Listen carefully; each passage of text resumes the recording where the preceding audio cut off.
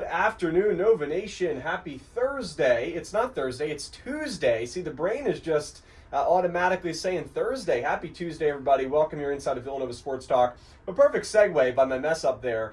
Special episode this week. I will not be on campus on Thursday, so we're moving up the show to Tuesday this week. We have a lot to get to, of course.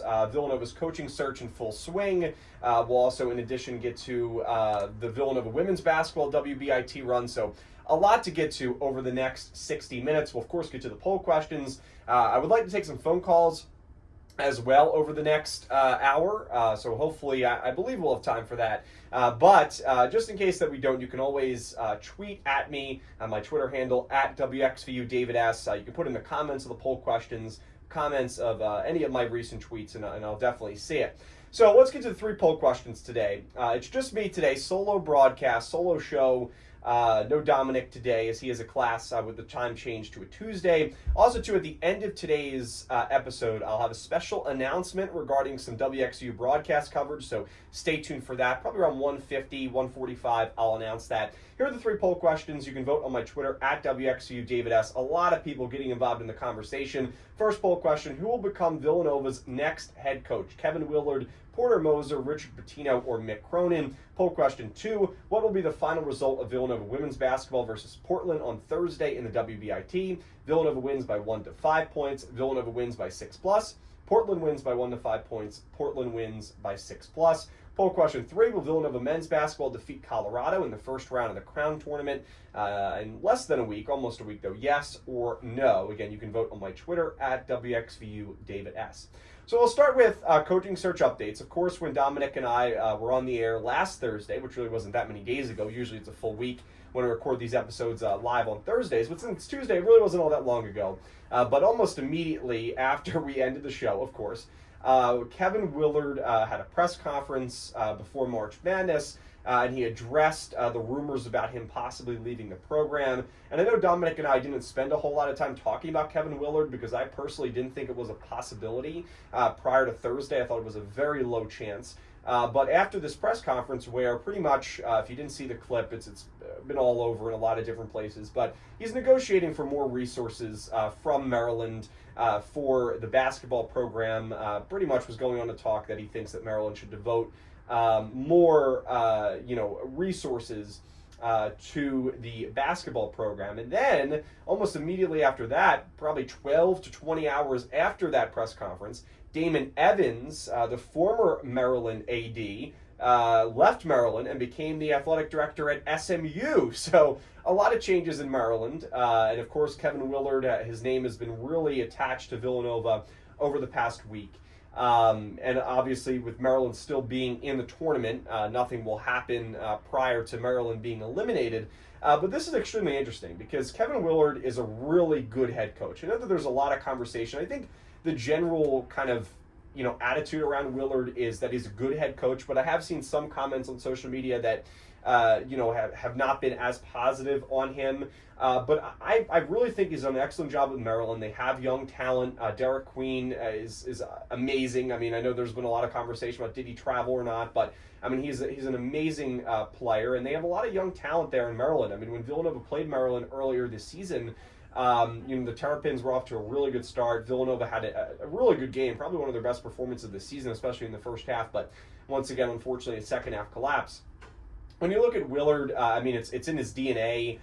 His father was the associate head coach at Louisville for some time, and also the head coach at Western Kentucky, at Pitt, also at Holy Cross. He has an overall coaching record of 65-38 with Maryland. But you look at his track record, I mean, he started out in the NBA with the Boston Celtics as an assistant in 1997. Then Willard went to Louisville to be an assistant for 6 seasons before going to Iona for a quick stop, and then Seton Hall, which is where a lot of people know Willard from. Of course, Villanova fans being in the Big East. He was with Seton Hall for 12 years, and then most recently, since 2022, he became the head coach of Maryland, and he's done a really nice job with them. His overall head coaching record, 335-248. He's 4-6 in Big East in big games in March Madness, 4-6.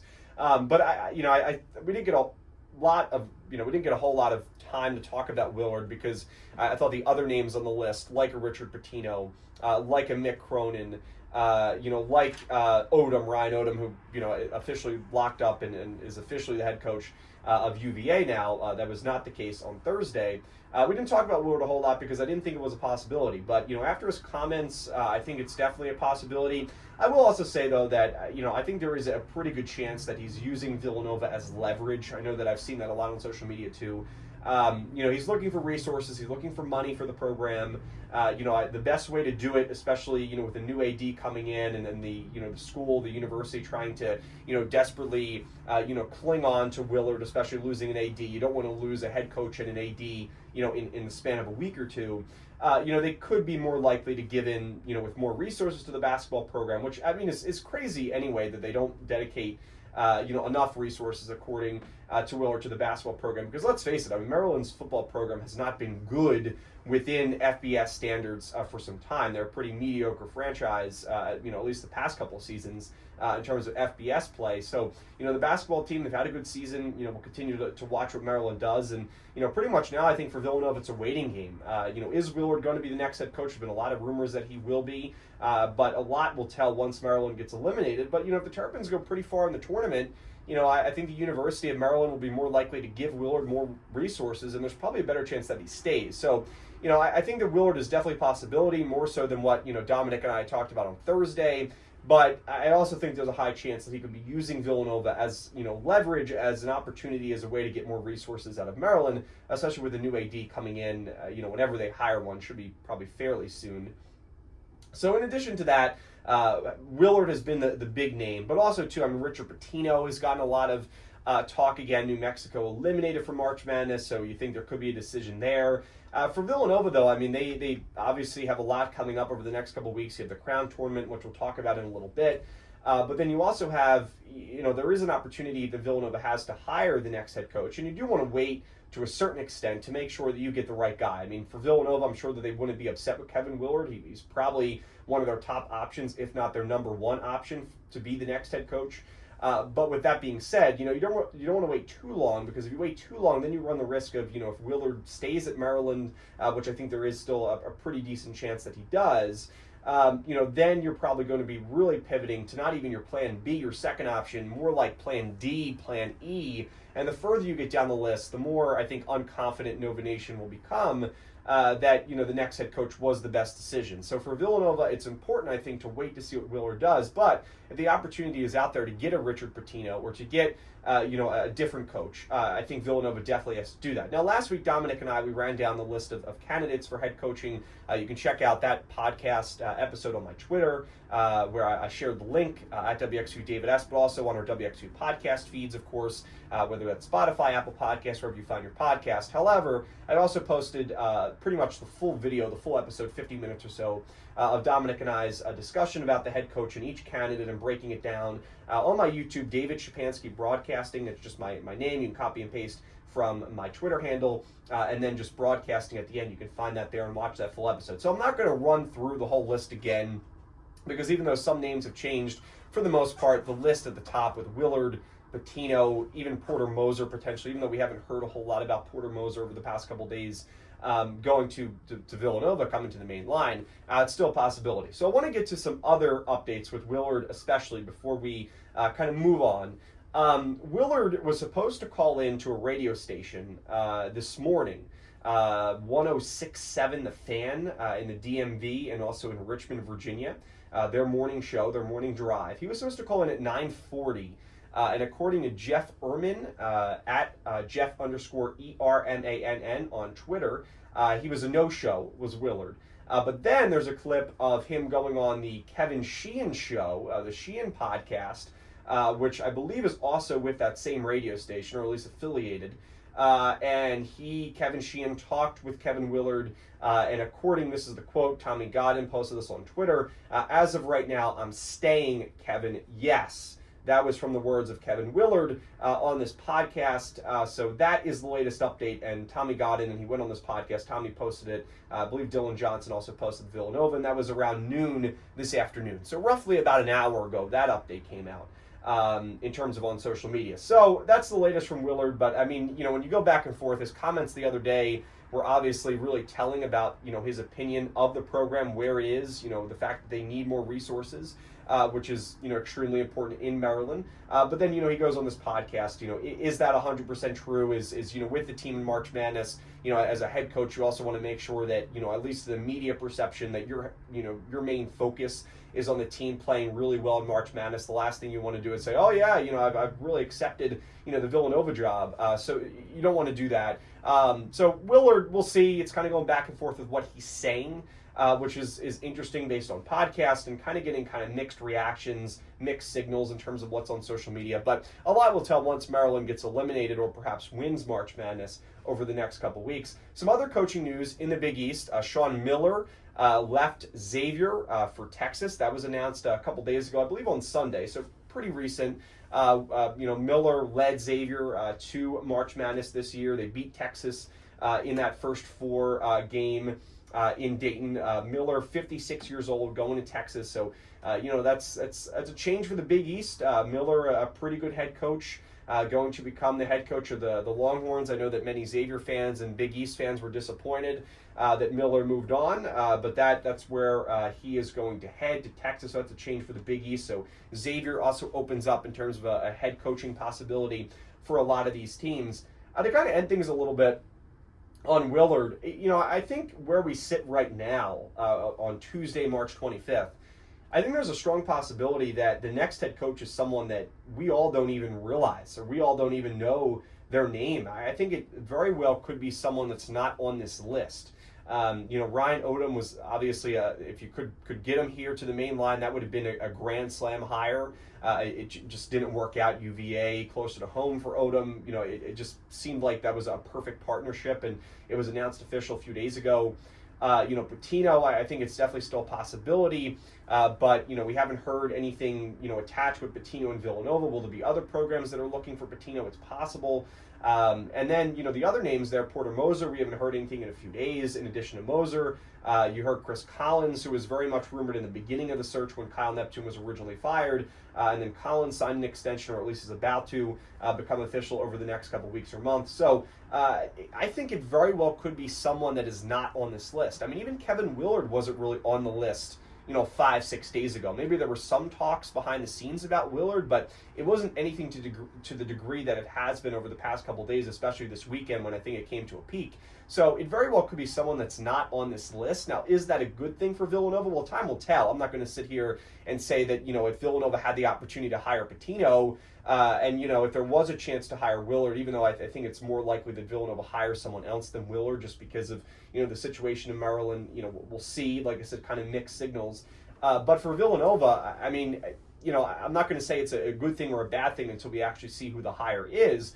But, as I said with Steve when we did that reaction podcast the day that Kyle was relieved of his duties, and then Dominic and I on Thursday, I mean, this is a huge search for Villanova, and, they have to get it right. I think that may be obvious. But with the way the program has played over the past 3 years or so, in terms of losing their status in terms of college basketball, it is crucial for them to find the right person. And I think they also want to make the decision, fairly quickly, obviously have a national search, do the things that Villanova has to do that maybe they didn't do when they brought, Kyle Neptune in terms of, they just followed the Jay Wright, the Villanova tree. So the national search, I think, is great, but I think Villanova also, with the Crown Tournament coming up, it seems like that Nardi will lead them into that. We'll see who the next head coach will be. That is announced, as the permanent head coach moving forward. We'll definitely see kind of where that goes over the next couple days, couple weeks. But for Villanova, I think it's crucial to kind of make a decision pretty soon. You want to get the direction of your program moving once again, not kind of in this kind of stationary float that it's currently in right now, and kind of push it forward in a way. But I think it's also very likely that over the next week and a half, that we hear that the next head coach for Villanova is someone that wasn't on this list, someone that really isn't on the top of our radar. And I think for a lot of Nova Nation out there, it may disappoint them right away because some of these names on this list were really incredible possible coaching candidates, like Ryan Odom, in my opinion, like Richard Pitino.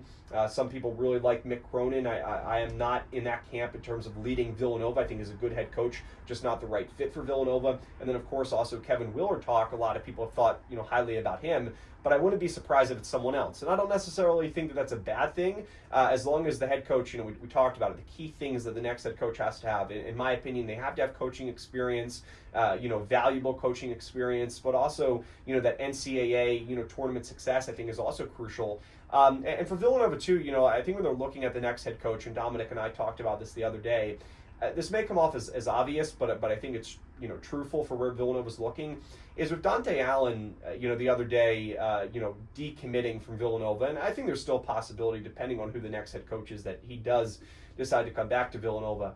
They have to find a head coach that is a really good recruiter. And that's what they had in Kyle Neptune. You can say what you want about his, coaching success.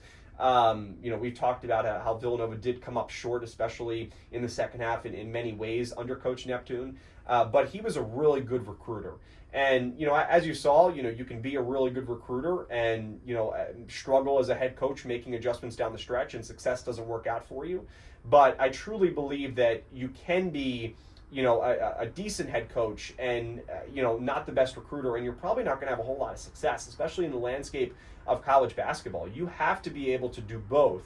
And for Villanova, that's imperative to find a head coach that, is obviously great in those late game situations that Villanova struggled with this year, but also someone that can recruit, someone that can bring in, especially, transfers. Because, you look at a lot of these teams, I know that Coach Pitino, Rick Pitino of St. John said it, about a week and a half ago. They're not looking to bring in a whole lot of freshmen nowadays because of the changing landscape where players don't stick around for a long time. Why would you bring in 4 or 5 freshmen when you can go out and bring in 4 or 5 transfers to kind of fill out your bench, fill out, a starter or two, and go from there. So with the landscape of college basketball really changing, it is crucial for Villanova now more than ever to get someone that, yes, is a really good head coach, but also a really good recruiter. And, you think about when Kyle Neptune was hired, when Jay had stepped down in 2022, let's face it, the reason why Jay had left was because, college basketball is not what Jay wanted it to be and was not his coaching style. It was moving to a different, landscape. And you've seen many coaches step down because of that reason over the past, 5 years, 4 years. So for Villanova, as much as it is important to find a head coach like Kevin Willard that has had success at multiple different programs, it's also about, recruiting and making sure that they can bring in talent. Because Villanova, that even though they've lost some donor money over the past couple of years, the donor money, the resources are still there, but it's not as high as, a UVA, or not as high as, an SEC program that is getting a ton of attention. Not as high as a Duke, not as high as even North Carolina, UNC. So Villanova has to find a way to get a coach here that is really good at recruiting, that can work with the resources. I think Willard would be a great option. I just don't know if it's likely. I think that Willard, is probably using Villanova somewhat as leverage. I think he's in a really good position there in Maryland. If they can get some more resources, if he becomes more happy there, they have a really good outlook for the future. So we'll see. But Willard seems to be the name trending the most right now for Villanova. But like I said, I think it's very possible that we could be seeing the next head coach, someone that is not on this list, someone that we did not expect. And like I said, I don't think that that's necessarily a bad thing. It really depends on the hire, the experience for the coach, but also the recruiting. We'll take a break here on Villanova Sports Talk. When we come back, we're going to dive into a little bit of Crown Tournament talk, Villanova versus Colorado. We'll walk you through kind of the first side of the bracket. And then, of course, in the second half of the show, we'll talk about Villanova women's basketball. They're running the WBIT with a great win over St. Joe's on Sunday. We'll talk about that. And also, of course, my special announcement coming up at around 1:45. You don't want to miss it. Stay tuned, Nova Nation. We'll be right back here on WXVU, the 89.1, The Roar.